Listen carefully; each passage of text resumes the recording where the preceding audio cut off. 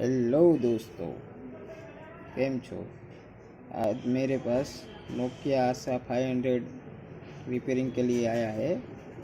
इसमें on off switch काम नहीं कर रहा है। कस्टमर ने किसी शॉप पर दिखाया है मगर उनसे हुआ नहीं है, मेरे पास लेके आया है।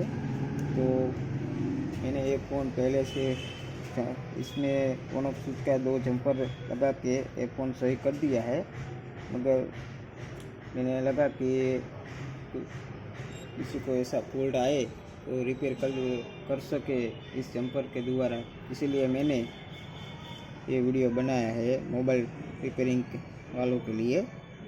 तो देखो इसमें मैंने ऑन ऑफ स्विच का जंपर लगाया है, वो मैं दिखाता हूँ।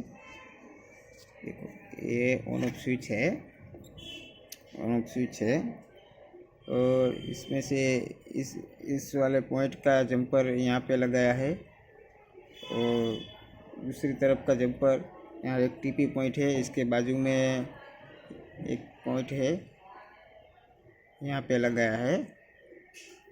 मेरा वीडियो बनाने का मकसद यही था कि किसी भी मोबाइल रिपेयरिंग के पास ऐसा फॉल्ट आए तो इस वीडियो को देखकर वो प्रॉब्लम सॉल्व कर सके।